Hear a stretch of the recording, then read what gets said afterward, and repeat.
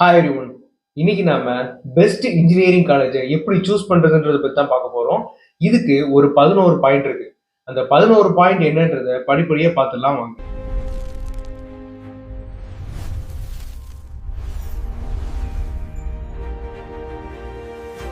Point number 1. முதல்ல அந்த college எந்த இடத்துல இருக்கணுன்றதை நம்ம டிசைட் பண்ணணும். ரெண்டாவது, அந்த காலேஜோடைய என்ஐஆர்எஃப் ரேங்கிங்கை செக் பண்ணணும். மூணாவது, அந்த காலேஜுக்கு என்பிஏ NAC உடைய அக்ரிடிடேஷன் இருக்கான்றதை பார்க்கணும். நாலாவது, அந்த காலேஜில் இருக்கக்கூடிய ஃபேக்கல்ட்டியுடைய குவாலிட்டியை செக் பண்ணணும். அஞ்சாவது, பிளேஸ்மெண்ட் ரெக்கார்டு அந்த காலேஜில் எப்படி இருக்குன்றதை பார்க்கணும். ஆறாவது, அந்த காலேஜில் இனோவேஷனும் ரிசர்ச்சும் எந்த அளவு இருக்குன்றதை செக் பண்ணணும்.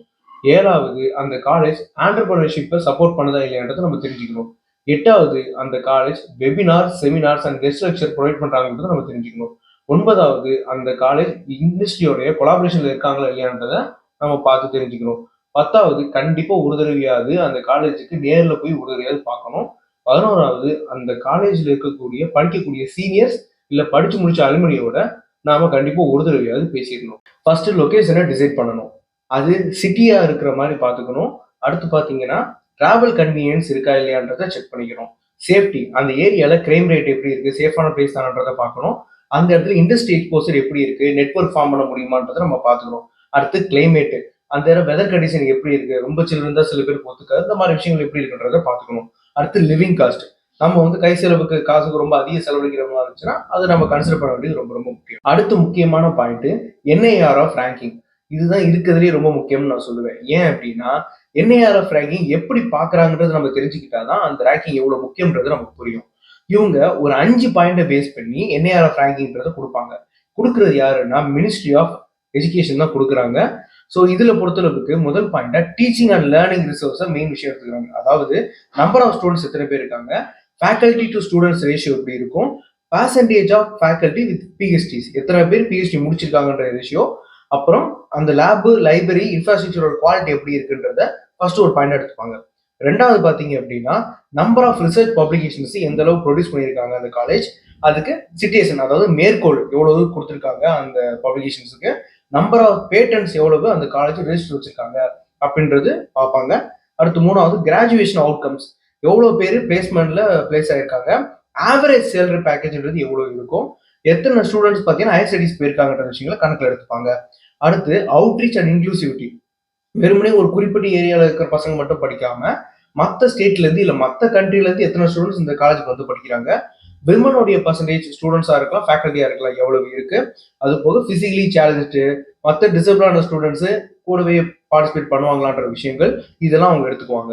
அடுத்து பியர் பெர்செப்ஷன் சொல்லுவாங்க. அதாவது மற்ற எம்ப்ளாயீஸ், அதாவது இந்த காலேஜுக்கு வந்து ரெக்ரூட் பண்ணக்கூடிய எம்ப்ளாயீஸ், மற்ற அகடமிக் ஆட்கள் எல்லாமே இந்த காலேஜ் எந்த விதமா பாக்குறாங்க, ஒரு நல்ல ரெப்புடேஷன் இருக்கா, மரியாதைக்குரிய ஒரு காலேஜ் தானா அப்படின்ற விஷயங்கள் எல்லாம் வச்சு இந்த என்ஐஆர்எஃப் ரேங்கிங் அப்படின்றத ப்ரொவைட் பண்ணுவாங்க.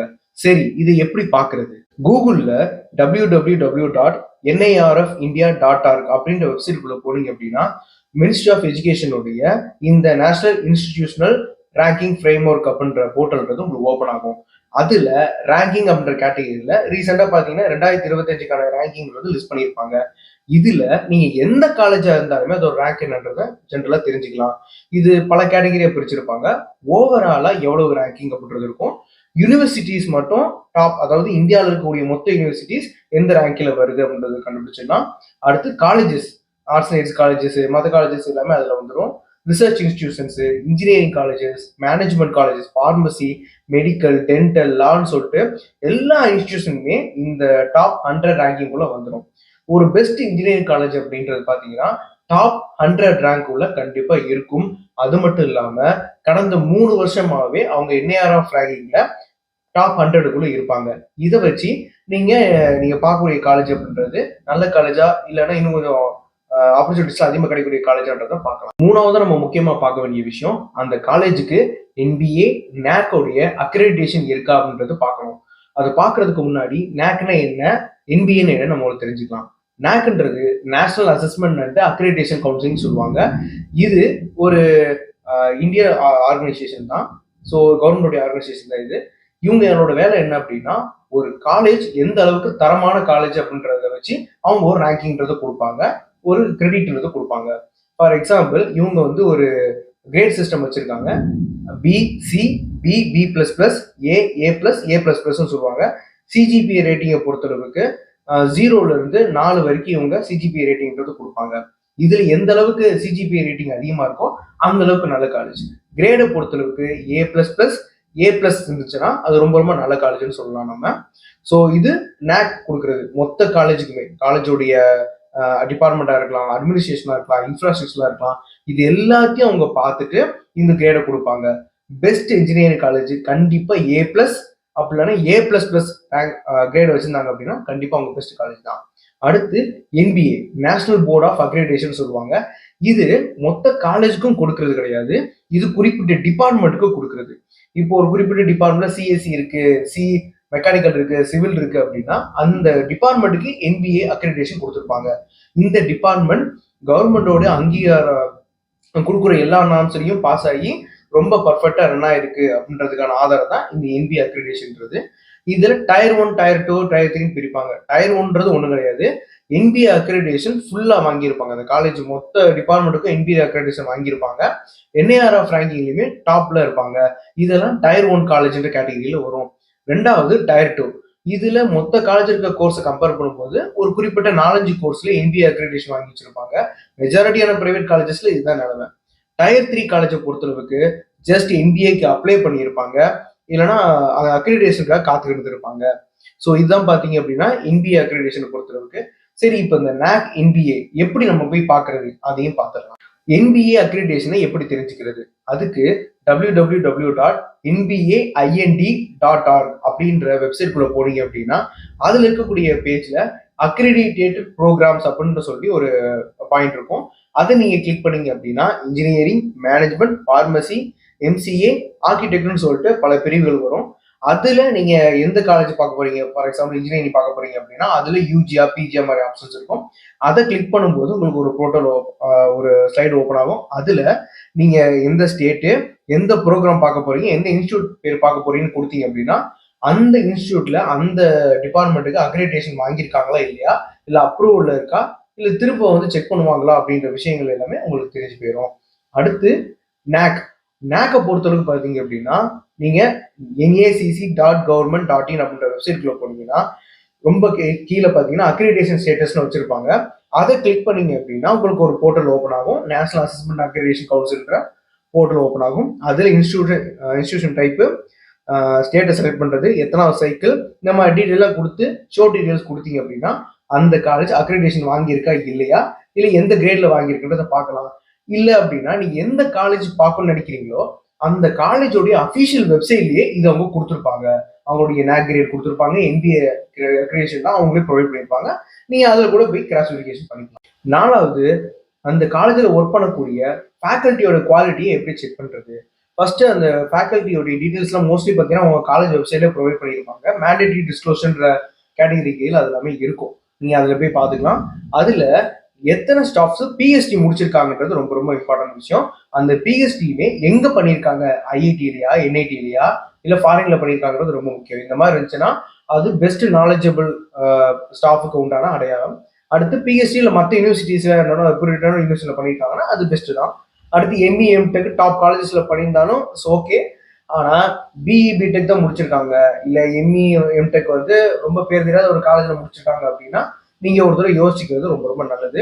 எக்ஸ்பீரியன்ஸை பொறுத்தளவுக்கு சீனியர் ஃபேக்கல்ட்டி, ஒரு 15 வருஷம் எக்ஸ்பீரியன்ஸ் இருக்கிற ஃபேக்கல்ட்டி ஒரு 30% இருக்கிற மாதிரியும், 10 வருஷம் எக்ஸ்பீரியன்ஸ் இருக்கக்கூடிய ஃபேக்கல்ட்டி ஒரு 50% இருக்கிற மாதிரியும், 5 வருஷம் இப்போ ஃப்ரெஷராக இருக்கக்கூடிய 5 வருஷம் எக்ஸ்பீரியன்ஸ் இருக்கக்கூடிய ஃபேக்கல்ட்டி ஒரு 20% இருக்கிற மாதிரி இருந்தாங்கன்னா ஹோல்சமாக நமக்கு வந்து கத்துக்கிறதுக்கு நிறைய வாய்ப்புகள் கிடைக்கும். அது மட்டும் இல்லாம அந்த ஃபேக்கல்ட்டி எந்த அளவுக்கு ரிசர்ச் பேப்பரை பப்ளிஷ் பண்ணியிருக்காங்க, எவ்வளவு பேட்டன்ட் வச்சிருக்காங்க, கூகுள் ஸ்காலர்ல அவங்களோட ரேட்டிங், இந்த விஷயங்கள்லாம் நீங்க பார்த்து தெரிஞ்சுக்கலாம். அடுத்து டீச்சிங் மெத்தடாலஜி, எப்படி வந்து டீச் பண்றாங்க, பிபிடி மூலமா, டிஜிட்டல் போர்டு மூலமா டீச் பண்றாங்களா, ஃபிளிப் கிளாஸ் ரூம், அதாவது டீச்சர்ஸ் உட்கார்ந்து கவனிப்பாங்க, ஸ்டூடெண்ட்ஸ் வந்து கிளாஸ் இருப்பாங்க, இந்த மாதிரி விஷயங்கள், கேஸ் ஸ்டடி பண்றாங்களா, ஒரு ப்ராப்ளம் சால்விங் ரிலேட்டடா, லைவ் ப்ராஜெக்ட்ஸ் எந்த அளவுக்கு கண்டக்ட் பண்றாங்க, ரெகுலரா டவுட் கிளியரிங் செக்ஷன்ஸ் நடக்குதா, இண்டஸ்ட்ரி எக்ஸ்பர்ட்ஸ் கூப்பிட்டு கெஸ்ட் லெக்சர் பண்றாங்களா, செல்ஃப் லேர்னிங்கை நம்ம என்கரேஜ் பண்றாங்களா, இன்னோவேட்டிவா இருக்கிறதுக்கு சொல்லி தராங்களா, இந்த விஷயங்கள் எல்லாமே அந்த ஃபேக்கல்டி அஷ்யூர் பண்றாங்களா அப்படின்றத நம்ம தெரிஞ்சுக்கணும். அடுத்து நிறைய பேர் முக்கியமா கவனிக்கிற விஷயம் பார்த்தீங்கன்னா பிளேஸ்மெண்ட். ஸோ நிறைய காலேஜ்ல எப்படி மார்க்கெட்டிங் பண்ணுவாங்கன்னா 100% பிளேஸ்மெண்ட்க்கு கேரண்டின்னு சொல்லுவாங்க. அதையெல்லாம் பார்த்து ஏமாந்துட வேணாம். பிளேஸ்மெண்ட்டை பொறுத்தளவுக்கு, உண்மையான பிளேஸ்மெண்ட்டை பொறுத்தளவுக்கு 70% பிளேஸ்மெண்ட் இருந்தாலே அது ஒரு பெஸ்ட் காலேஜ் தான். அதே மாதிரி நிறைய பேர் பார்த்தீங்கன்னா ஹை எண்ட் பேக்கேஜ் தான் நிறைய பேர் பார்க்குறாங்க. 15 லேக் பேர் ஆனம், 60 லேக் பேர் ஆனம்னா ஹை எண்ட் யாராவது ஒருத்தர் 2 பேர் வாங்கியிருப்பாங்க. அதை வந்து ஹைலைட் பண்ணி மார்க்கெட்டிங் பண்ணுவாங்க. அப்படி இல்லாம நம்ம கவனிக்க வேண்டிய விஷயம் என்ன அப்படின்னா, ஆவரேஜ் பேக்கேஜ் எவ்வளவு, மொத்த பிளேஸ்மெண்ட் ஆன ஸ்டூடெண்ட்ஸோடைய ஆவரேஜ் பேக்கேஜ் ஒரு 4 to 6 லேக் பெர் ஆனம் இருந்துச்சு அப்படின்னா அது ஒரு பெஸ்ட் காலேஜ் தான். அப்புறம் இன்டர்ன்ஷிப்பை பொறுத்தவரைக்கும் காலேஜே ப்ரொவைட் பண்ற மாதிரி இருக்கணும். அதே மாதிரி பெய்டா இருந்தா பெட்டர். பெய்டு மீன்ஸ் நம்ம காசு கட்ட வேண்டிய அவசியம் இருக்காது. நம்ம இன்டர்ன்ஷிப் பண்ணக்கூடிய அந்த ஃபேக்டரி இல்லைன்னா அந்த இண்டஸ்ட்ரி நமக்கு ஒரு ஸ்டைபண்ட் மாதிரி கொடுத்து இன்டர்ன்ஷிப்க்கு கொடுப்பாங்க. வெறுமனே ஐடி கம்பெனிஸ் மட்டும் வந்து ரெக்ரூட் பண்ணாம கோர் கம்பெனிஸ் மெயினாக ரெக்ரூட் பண்றாங்க இல்லையான்றது தெரியும். ஹுண்டாய், எல்என்டி, டெக்சாஸ் இன்ஸ்ட்ருமெண்ட்ஸ், இந்த மாதிரியான கோர் கம்பெனிஸ் வந்து எடுக்கிறாங்களா இல்லையான்றது ரொம்ப ரொம்ப முக்கியம். ஏன்னா ஐடி கம்பெனிஸை பொறுத்தளவுக்கு அவங்க 1 year 2 year எடுத்துக்கிட்டு அதுக்கு லே ஆஃப் பண்றது கூட வாய்ப்பு இருக்கு. ஸோ அதனால மற்ற கம்பெனிஸும் கோர் கம்பெனிஸும் வந்து எந்த அளவுக்கு பிளேஸ்மெண்ட்ல பங்கெடுத்துக்கிறாங்கன்றதை அஷ்யூர் பண்ணிக்கிறது ரொம்ப ரொம்ப முக்கியம். அடுத்து முக்கியமானது இனோவேஷன் ரிசர்ச். ஏன்னா இன்ஜினியரிங்கை பொறுத்தளவுக்கு வெறுமனே படிக்கிறது மட்டும் விஷயம் கிடையாது. அதில் எந்த அளவுக்கு நம்ம ரிசர்ச் பண்ணி இனோவேட்டிவான ஒரு அவுட்புட்டை கொண்டு வரோன்றது தான் ஒரு நல்ல இன்ஜினியரிங்கான அடையாளமா இருக்கும். அந்த வகையில இந்த இனோவேஷன் ரிசர்ச்சை காலேஜ் எந்த அளவுக்கு கொண்டு போகிறது முக்கியம். உதாரணத்துக்கு லைவ் ப்ராஜெக்ட்ஸ்ல, அதாவது இண்டஸ்ட்ரியில எந்த அளவுக்கு வந்து இப்ப நடந்திருக்கக்கூடிய பிரச்சனைகளுக்கு ஸ்டூடெண்ட்ஸ் மூலமா சொல்யூஷன் பாக்குறாங்க அப்படின்றது முக்கியம். அந்த ப்ராஜெக்டை வருஷம் வருஷம் அந்த காலேஜ் எப்படி எக்ஸிபிஷன் மூலமா கண்டக்ட் பண்றாங்கிறது முக்கியம். ஸ்டூடெண்ட்ஸை பேப்பர் பிரசன்டேஷன் பண்ண வச்சு கான்ஃபரன்ஸ்ல பார்ட்டிசிபேட் பண்ண வைக்கிறாங்கன்றது ரொம்ப முக்கியம். அதே மாதிரி எப்படி வந்து ஃபேக்கல்ட்டி வந்து பேர்ல பேட்டன்ட் இருக்கோ, அதே மாதிரி அந்த ஃபேக்கல்ட்டி கூட சேர்ந்து அந்த ரிசர்ச்சை, அந்த இனோவேஷனை கொடுத்த ஸ்டூடெண்டோடைய பேரும் பேட்டன் லிஸ்ட்ல இருக்கா இல்லையான்றதை நம்ம தெரிஞ்சுக்கணும். அடுத்து ஹேக்கத்தான்ஸ், இது ரொம்ப இம்பார்ட்டன்டான பாயிண்ட். ஸோ ஹேக்கத்தான்றது பார்த்தீங்க அப்படின்னா 24 மணி நேரத்துல 48 மணி நேரத்துக்கு தொடர்ந்து கோடிங்கை பில்ட் பண்ணக்கூடிய ஒரு காம்படிஷன் சொல்லுவாங்க. ப்ராப்ளம் சால்விங் காம்படிஷன் ஜென்ரலாக சொல்ல போனால் இதை நிறைய இடங்கள்ல நடத்துவாங்க. Smart India hackathon, Google hackathon சொல்லி நிறைய இடங்கள் நடத்துவாங்க. இதுக்கு காலேஜ் தன்னோட ஸ்டூடெண்ட்ஸ் எந்த அளவுக்கு பார்ட்டிசிபேட் பண்ண வைக்கிறாங்கன்றது ரொம்ப ரொம்ப முக்கியம். காலேஜ் அவங்க நேஷனல் லெவலில் சென்ட் பண்றாங்க அப்படின்னா அது ஒரு நல்ல காலேஜ் உண்மையிலேயே. அதே மாதிரி வின்னர்ஸ்க்கு கேஷ் ப்ரைஸோ ரெகனைசேஷனோ பண்ணாங்கன்னா ரொம்ப ரொம்ப முக்கியம். அடுத்து ரிசர்ச் கல்ச்சர். அந்த காலேஜை பொறுத்தளவுக்கு ரிசர்ச்சை நிறைய வந்து ஊக்குவிக்கிறாங்கன்னா அது ரொம்ப நல்ல காலேஜ். ஃபேக்கல்ட்டியை பொறுத்தளவுக்கு மாஸ்டர் ஸ்டடீஸ்க்கோ பிஹெச்டிக்கோ பசங்களை புஷ் பண்ணிட்டாங்கன்னா அதுவும் நல்ல விஷயம். அதே மாதிரி லெக்சரர்ஸ் ஐஐடி, என்ஐடி அந்த மாதிரியான பெரிய பெரிய இன்ஸ்டியூஷன்ல இருந்து லெக்சரர்ஸ் கூப்பிட்டு வந்து கெஸ்ட் லெக்சர் எடுக்க வச்சாங்கன்னா ரொம்ப ரொம்ப நல்ல விஷயம். ஏன்னா அவங்க எல்லாம் பார்த்தீங்கன்னா இண்டஸ்ட்ரியில ஃபீல்டில் இருக்கக்கூடிய ஆட்கள். அவங்கள கூப்பிட்டு வச்சு இங்கே கெஸ்ட் லெக்சர் கொடுக்கும்போது பசங்களுக்கு இன்னும் கொஞ்சம் அதிகமாக ரிசர்ச் பற்றின எக்ஸ்போசர்ன்றது கிடைக்கும். ஸ்டூடெண்ட்ஸ் முக்கியமாக பேப்பர் ப்ரெசன்டேஷன் ரிசர்ச்சில் பண்ணுற மாதிரியான ஒரு வாய்ப்பை அந்த காலேஜ் ஏற்படுத்தி கொடுக்குற மாதிரி இருக்கணும்.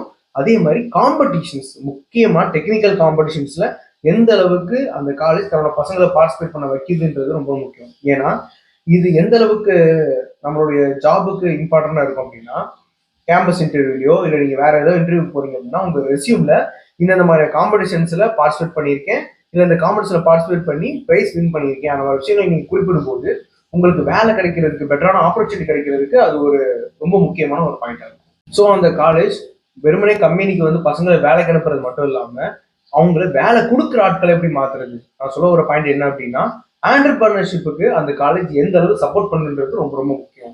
இன்குபேஷன் சென்டர்னு ஒன்று இருக்கா இல்லையான்றது நீங்க காலேஜில் கேட்டுக்கிறது ரொம்ப முக்கியம். இந்த இன்குபேஷன் சென்டர்னு என்ன அப்படின்னா, அந்த காலேஜ் இனோவேட்டிவா பசங்களை வந்து ஒரு தொழில் முனைவோரா மாத்துறதுக்கு அது ஒரு முக்கியமான ஸ்பாட்டா இருக்கும். அவங்க என்ன பண்ணுவாங்க அப்படின்னா, ஆல்ரெடி ஸ்டார்ட் அப் ஆரம்பிச்சு சக்சஸ் ஆன பிஸ்னஸ் மேனேஜையோ இல்லை இந்த காலேஜ்ல இருந்து போன அலுமினிஸையோ கூப்பிட்டு வந்து ஒரு கிளாஸ் மாதிரி கண்டக்ட் பண்ணலாம், இல்லை ஒரு கெஸ்ட் லெக்சர் மாதிரி கொண்டு வரலாம், செமினார்ஸ் நடத்தலாம். ஏன்னா அவங்களாம் பார்த்தீங்கன்னா அந்த ஃபீல்டில் ஆல்ரெடி ஜெயிச்ச ஆட்கள். அவங்களுக்கு கிடைக்கிற இன்சைட்ஸ் பார்த்தீங்கன்னா பசங்களுக்கு அவங்களும் தான் ஆண்டர்பிரனர் ஆகணுன்ற விஷயங்களை தூண்டி விடும். அடுத்து start up ecosystem. So வந்து பசங்களை வந்து வெறுமனே படிக்கிறது மட்டும் இல்லாமல் தன்னாலேயே சுயமா தொழில் தொடங்கி அதுல சாதிக்கிற அளவுக்கான கான்ஃபிடன்ஸ் அந்த காலேஜ் ஏற்படுத்தி கொடுக்குதான்றது ரொம்ப முக்கியம். இதுக்கு அவங்க அலுமினி சப்போர்ட் எந்த அளவுக்கு இருக்குன்றதையும் நம்ம பார்க்க வேண்டியது இருக்கு. ஸோ அலுமினி சப்போர்ட் மட்டும் இல்ல, ஃபண்டிங்கும் எந்த அளவுக்கு காலேஜ்ன்றது ப்ரொவைட் பண்ணும் அப்படின்றது ரொம்ப ரொம்ப முக்கியம். ஏன் எப்படி சொல்றேன் அப்படின்னா, நிறைய காலேஜஸ் பார்த்தீங்கன்னா கவர்மெண்ட் ஸ்கீமோ டைப் வச்சு கூட நம்மளோட பசங்களுக்கு இந்த ஸ்டார்ட் அப் ஈகோசிஸ்டத்தை உருவாக்கி கொடுப்பாங்க. உதாரணத்துக்கு ஸ்டார்ட் அப் இந்தியா ஸ்கீம் மூலமா, டிஎன் ஸ்டார்ட் அப் மிஷன் மூலமா பசங்களுக்கு 5 லட்சத்துலேருந்து 50 லட்சம் வரைக்கும் ஒரு அமௌண்ட் வந்து சாங்ஷன் பண்ணி கொடுத்து என்டர்பிரினர்ஷிப்க்கு ஹெல்ப் பண்ணக்கூடிய இன்ஸ்டியூஷன்லாம் இருக்காங்க. அதே மாதிரி நிறைய இன்வெஸ்டர்ஸ் இருக்காங்க, ஏஞ்சல் இன்வெஸ்டர்ஸ், வெஞ்சர் கேபிட்டல்ஸ், இந்த மாதிரி நிறைய இன்வெஸ்டர்ஸ் காலேஜோட டைப் வச்சு அவங்களுடைய பெஸ்ட் பிசினஸ் ஐடியாவை வச்சு ஸ்டார்ட் அப் உண்டு பண்றதுக்கு ஹெல்ப்ஃபுல்லா இருக்கும் அது. அடுத்து வெபினார், செமினார்ஸ், அப்போ கெஸ்ட் லெக்சர்ஸ் இதெல்லாம் பார்த்தீங்கன்னா காலேஜில் அடிக்கடி கண்டக்ட் பண்றாங்களா இல்லையான்றது கேட்டு தெரிஞ்சுக்க வேண்டியது ரொம்ப ரொம்ப இம்பார்ட்டன்ட். வெபினார்ஸை பொறுத்தவரை பார்த்தீங்கன்னா அது ஆன்லைன் செக்ஷன் தான். உலகத்துல எந்த மூலையில் இருக்க எக்ஸ்பர்ட்டையும் நம்ம ஆன்லைன் மூலமா கனெக்ட் பண்ணி பசங்களோட இன்டராக்ட் பண்ண வைக்கலாம். அது காலேஜஸ்ல கண்டக்ட் பண்ணுவாங்களா இல்லையான்றதை கேட்டு தெரிஞ்சுக்க வேண்டியது முக்கியம். கூகுள், மைக்ரோசாஃப்ட் இந்த மாதிரியான பெரிய பெரிய கம்பெனியில் ஒர்க் பண்ணக்கூடிய எக்ஸ்பர்ட்ஸ் அங்கிருந்து மெனக்கிட்டு இங்கே வந்து கெஸ்ட் லெக்சர் கொடுக்கறத விட அவங்க மோஸ்ட்லி ஆன்லைன்ல இருந்து கெஸ்ட் லெக்சர் கொடுப்பாங்க. அதை பசங்களுக்கு ரெக்கார்டிங் செக்ஷன் மூலமாவோ இல்லை லைவ் செக்ஷன் மூலமாவோ அவங்க பசங்களுக்கு ப்ரொவைட் பண்ணுறது ரொம்ப ரொம்ப முக்கியம். அடுத்து செமினார்ஸ்.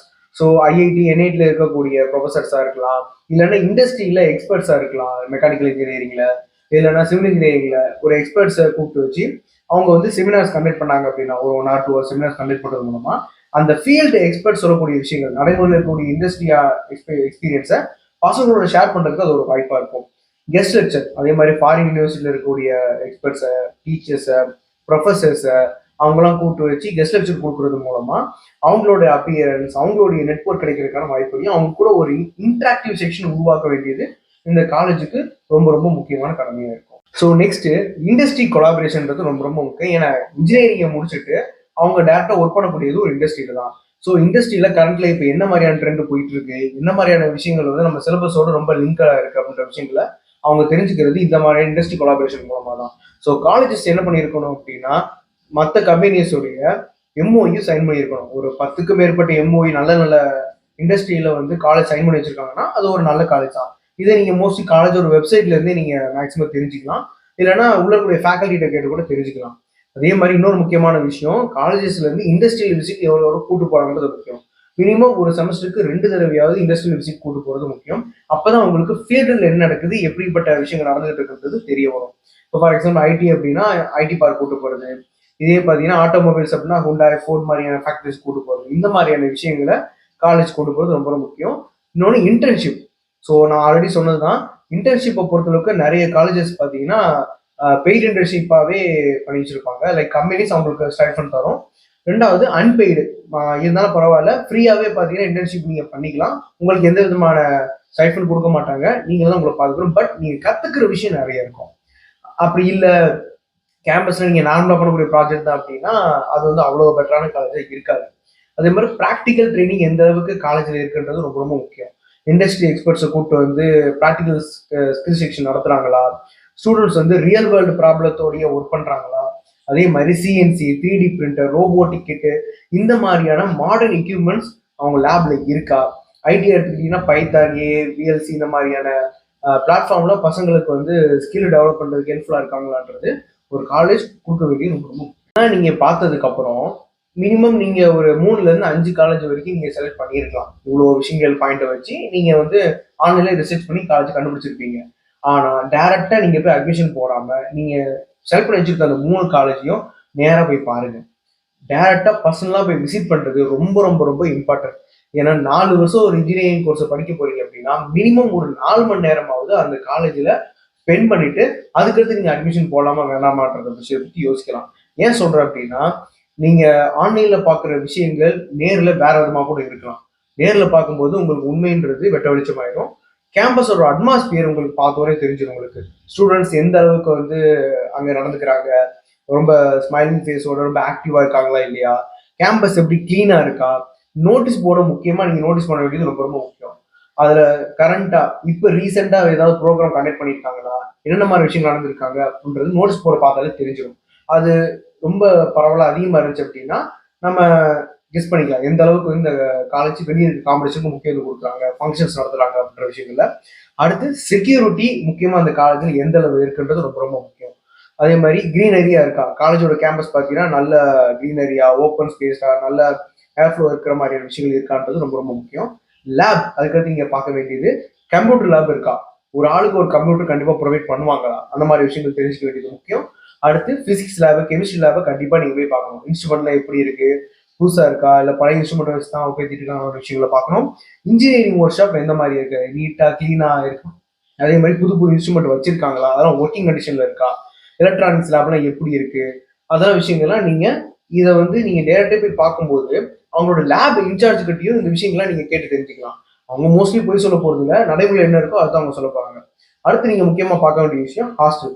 ஹாஸ்டல்ல ரூம் எப்படி இருக்கு, பாத்ரூம் ஃபெசிலிட்டிஸ் இருக்கா, அது கிளீனா இருக்கா, மெஸ்ஸில் சாப்பாடு எப்படி இருக்கு, ஒரு தடவை நீங்க சாப்பிட்டு பார்க்கறது கூட நல்லதுதான்.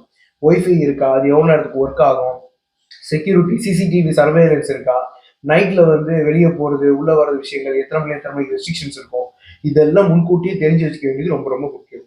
இன்ஃப்ராஸ்ட்ரக்சர் எப்படி இருக்கு, இன்னொரு முக்கியமான விஷயம் காலேஜை பொறுத்தளவுக்கு லைப்ரரி எப்படி இருக்குன்றது கண்டிப்பா நீங்க பார்த்து வச்சுக்கணும். லைப்ரரி சென்ட்ரலைஸ் லைப்ரரி இருக்கா, இல்ல டிபார்ட்மெண்ட் வைஸா லைப்ரரி இருக்கா. சென்ட்ரலைஸ் லைப்ரரியுமே ஒவ்வொரு டிபார்ட்மெண்ட்டுக்கும் புக்ஸ் எவ்வளவு அவைலபிளா இருக்கு. ஜேர்னல்ஸ் ஒவ்வொரு டிபார்ட்மெண்ட்டுக்கும் ஃபார் சிஎஸ்சி எடுத்துக்கிட்டீங்கன்னா கம்ப்யூட்டர் சயின்ஸ் ரிலேட்டடா சில விஷயங்கள் ஜேர்னல்ஸ் இருக்கு, சிவில் இன்ஜினியரிங் ரிலேட்டடா சில ஜேர்னல்ஸ் இருக்கு, ரிசர்ச் ஜேர்னல்ஸ் இருக்கு. அதெல்லாம் பாத்தீங்கன்னா மாசம் மாசம் வந்துகிட்டு இருக்குமா. அடுத்து கேண்டீன் எப்படி இருக்கும். அடுத்து ஸ்போர்ட்ஸ்க்கு எந்த அளவுக்கு அந்த காலேஜ் முக்கியத்துவம் கொடுக்குறாங்க, கிரவுண்ட் எல்லாம் நீட்டா மெயின்டைன் பண்றாங்களா. கிளாஸ் ரூம்ஸ் பாத்தீங்கன்னா ஸ்மார்ட் போர்டோட ப்ரொஜெக்டரோட வெல் ஃபர்னிஷ்டு பெஞ்சோட இருக்கா. பார்க்கிங் ஃபெசிலிட்டி, முக்கியமா மெடிக்கல் ஃபெசிலிட்டிஸ் எப்படி வந்து ஆம்புலன்ஸ் ஃபெசிலிட்டிஸோ ஃபர்ஸ்ட் எய்ட் கிட்டோ அந்த மாதிரி விஷயங்கள் இருக்கான்றதை நீங்க கண்டிப்பா அங்க போய் பார்த்தா தான் தெரியும். பார்த்து நீங்க உறுதிப்படுத்திக்கலாம். அடுத்து ஸ்டூடெண்ட் என்விரான்மெண்ட். நீங்க தாராளமா அங்க இருக்கக்கூடிய ஒரு ஸ்டூடெண்ட் மினிமம் ஒரு 5-6 பேரையாவது, மேக்சிமம் 10-15 பேர் கேட்கறது நல்லது, மினிமம் ஒரு 5-6 பேரையாவது நீங்க ரேண்டமா பார்த்து காலேஜ் எப்படி இருக்கு, உங்களுக்கு அந்த காலேஜ் பிடிச்சிருக்கா, பிளேஸ்மெண்ட் எப்படி இருக்கும், எத்தனை பேர் இதுக்கு போயிருக்காங்க, அப்புறம் ரேகிங் எதுவும் இருக்குமா, சேஃபான இடம் தானா, உண்மையிலே ஹாஸ்டல் இருக்க ஃபுட்டு சேஃப் தானா, பிடிச்சிருக்கா, அதே மாதிரி காலேஜ் ரீஓப்பன் ஆகும் நீங்க சந்தோஷப்படுவீங்களா இல்ல சோகப்படுவீங்களா, நம்ம விஷயங்களை நீங்க கேட்டு தெரிஞ்சுக்கிட்டீங்கன்னா 1-2 பேர் சிம்பிளா வந்து இது வந்து காலேஜ்ல சரியில்லை, இன்னொரு சில பேர் நல்ல காலேஜ் அந்த மாதிரி சொல்லுவாங்க. நீங்க ஒரு 5-6 பேர் கேட்டு தெரிஞ்சுக்கும் போது உங்களுக்கு கண்டிப்பா ஒரு கிளியர் கட்டான ஒரு ஆன்சர்ன்றது கிடைச்சிடும். இவ்வளவு பாயிண்ட்டையும் நீங்க ஒரு பக்கம் ரிசர்ச் பண்ணி தெரிஞ்சுக்கிட்டாலும் ஆல்ரெடி இந்த 4 வருஷத்தை சில பேர் வாழ்ந்து முடிச்சிருப்பாங்க. அவங்ககிட்ட அதாவது அலுமினிஸ் அவங்கள கான்டாக்ட் பண்ணி இந்த காலேஜ் சம்பந்தப்பட்ட விஷயங்களை டைரக்டா கேட்டு தெரிஞ்சுக்க வேண்டியது ரொம்ப ரொம்ப முக்கியம். ஏன் சொல்றேன் அப்படின்னா, இப்ப நீங்க படிக்க போற கோர்ஸை ஆல்ரெடி ஒருத்தர் 4 வருஷம் படிச்சு முடிச்சுட்டு வெளியே வந்திருக்காரு அப்படின்னா அவருக்கு உங்களை விட அந்த காலேஜ் நடைமுறை நல்லாவே தெரிஞ்சிருக்கும். ஸோ அதனால அவர் போய் சொல்ல வேண்டிய அவசியம் கிடையாது. காலேஜ் கூட மார்க்கெட்டிங் விஷயத்துக்காக சில விஷயங்களை ஏற்றி இறக்கி சொல்லலாம். ஆனா ஒரு அலுமினி எந்த காரணத்துக்கு கூட போய் சொல்ல வேண்டிய அவசியம் கிடையாது. அவங்க மோஸ்ட்லி நல்லா இருக்குன்னா நல்லா இருக்கு, இல்லை நீங்க பெட்டர் ஆப்ஷன் பார்க்கலாம் இந்த மாதிரி சொல்லிடுவாங்க. ஸோ அவங்ககிட்ட என்னென்ன கேள்வி மாதிரி கேட்கலாம் அப்படின்னா அகாடமிக்ஸ். ஸோ ஃபேக்கல்ட்டி எப்படி எடுப்பாங்க, டவுட்லாம் கிளியர் பண்ணுவாங்களா, ஸோ எக்ஸாம் எப்படி இருக்கும், டஃபா இருக்குமா, ஈஸியாக கிளியர் பண்ணிடலாமா, அட்டண்டன்ஸ் ரொம்ப ஸ்ட்ரிக்டா படிப்பாங்களா இல்லை கொஞ்சம் இதா இருக்குமா, வேல்யூ ஆர்டர் கோர்ஸ் வந்து உண்மையிலேயே வேல்யூபுல்லா இருக்குமா, இந்த மாதிரி விஷயங்கள் அவங்கள்ட்ட கேட்கலாம். பிளேஸ்மெண்ட் எப்படி இருக்கும், நிறைய பேர் அவங்களோட பேட்ச்மெண்ட்ஸ் வெளியே போயிருப்பாங்க அவங்கள மாதிரியே, உண்மையிலேயே அந்த பிளேஸ்மெண்ட் ஒர்த்தானதானா, இல்ல பிளேஸ்மெண்ட் ஆகாதவங்க இப்ப என்ன பண்ணிட்டு இருக்காங்க, ஆவரேஜ் பேக்கேஜ் உண்மையிலே எவ்வளவு இருக்கு, கோர் கம்பெனிஸ் வந்துச்சா, அந்த கோர் கம்பெனிஸ் எத்தனை பேர் பிளேஸ் ஆயிருக்காங்க, அதே மாதிரி ரியல் காலேஜ் லைஃப் அது எப்படி ரேங்கிங் மாதிரி விஷயங்கள், ஃபுட் மாதிரி விஷயங்கள் நீங்க எப்படி அங்க இருக்கிறவங்க கேட்டீங்களோ முடிச்சு போட முடியும், இல்லைன்னா 3rd இயர் 4th இயர் படிச்சிருக்கிற சீனியர்ஸ்டும் நீங்க கேட்டீங்க அப்படின்னா உங்களுக்கு ரொம்ப கிளியரான பதில்ன்றது கிடைக்கும். நீங்க உங்க பிரதருக்கோ இல்ல உங்க சிஸ்டருக்கோ இந்த காலேஜை ரெக்கமெண்ட் பண்ணுவீங்களான்ற விஷயம் கூட நீங்க டேரக்டா கேட்டுக்கலாம். இல்ல உங்களுக்கு நேர்ல போய் பார்க்க முடியலன்னா கூட அந்த காலேஜோட நேமா நீங்க லிங்க்டின்லயோ இல்லைன்னா யூடியூப்லயோ ஃபேஸ்புக் பேஜஸ்லயோ அடிச்சீங்க அப்படின்னா அந்த காலேஜ் கூட அக்கமடேட் ஆகக்கூடிய அந்த காலேஜ் கூட ஃபாலோ பண்ணிருக்கக்கூடிய ஆட்கள் அவங்களுடைய லிங்க்லயே அவங்களோட பயோலயே வச்சிருப்பாங்க இந்த காலேஜில் படிச்சிருக்கோம்னு சொல்லிட்டு அவங்களுக்கு நீங்க டைரக்டா மெசேஜ் பண்ணியும் நீங்க கேட்டு தெரிஞ்சுக்கலாம். ஸோ இந்த மாதிரியான அலுமினி கிட்ட கான்டாக்ட் பண்றது மூலமாகவும் ஆல்ரெடி இங்க படிச்சிருக்கக்கூடிய சீனியர்ஸை கான்டாக்ட் பண்றது மூலமாகவும் இன்னும் பெட்டரான கிளியரான ஒரு ஆன்சர்ன்றது உங்களுக்கு அந்த காலேஜை பத்தி கிடைச்சிடும். இந்த 11 பாயிண்டையும் வச்சு நீங்க ஒரு பெஸ்ட் இன்ஜினியரிங் காலேஜை ஷியோரா செலக்ட் பண்ணலாம். ஸோ இது ஏன் மெயினா சொல்றேன் அப்படின்னா இந்த டயத்துல நிறைய பிரைவேட் காலேஜஸ் பிரைவேட் யூனிவர்சிட்டிஸ் நம்ம கால் பண்ணி நீங்க வந்து எங்க காலேஜ் அட்மிஷன் போடுங்க, லிமிட்டான சீட்டு தான் இருக்கு அப்படி எல்லாமே சொல்லுவாங்க. ஸோ நீங்க அதெல்லாம் ஒரு பக்கம் ஓரக்கட்டி வச்சுட்டு இம்பல்சிவா வந்து முடிவு எடுக்காம இந்த 11 பாயிண்டையும் வச்சு இதுக்கான விஷயங்கள் டீடைல்ஸ் எல்லாமே உங்களுக்கு டிஸ்கிரிப்ஷன்ல கொடுப்பேன். இந்த 11 பாயிண்டையும் வச்சு பார்த்து பொறுமையா ரிசர்ச் பண்ணி நீங்களே ஒரு நல்ல காலேஜை சூஸ் பண்ணலாம். ஒரு வாரம் ஆனாலும் பரவாயில்ல, நீங்க தாராளமா இந்த விஷயங்களை பார்த்து முடிக்கும் போது உங்களுக்கு கிளியர் கட்டா ஒரு ஆன்சர்ன்றது கிடைக்கும். இப்படி நீங்க சூஸ் பண்ணும்போது 4 வருஷமா ரெகுலரா ஃபீல் பண்ண மாட்டீங்க. இதே அவசரமா இம்பல்சிவா நீங்க ஒரு முடிவு எடுத்தீங்க அப்படின்னா அப்புறம் ஏன்டா இந்த காலேஜை சூஸ் பண்ணோம், அவங்க சொன்னாங்கன்னு சூஸ் பண்ணோம், இல்லை தெரியாதனமா இந்த காலேஜ் தோன்ற மாதிரியான ரிகரெட் தான் நீங்கள் ஃபீல் பண்ண வேண்டியிருக்கும். ஸோ அதனால உங்கள் ஃபியூச்சர் மேலே நீங்கள் ரொம்ப நம்பிக்கையாக இருந்து நல்ல நல்ல காலேஜை சூஸ் பண்ணுறதுக்கு என்னுடைய வாழ்த்துக்கள்.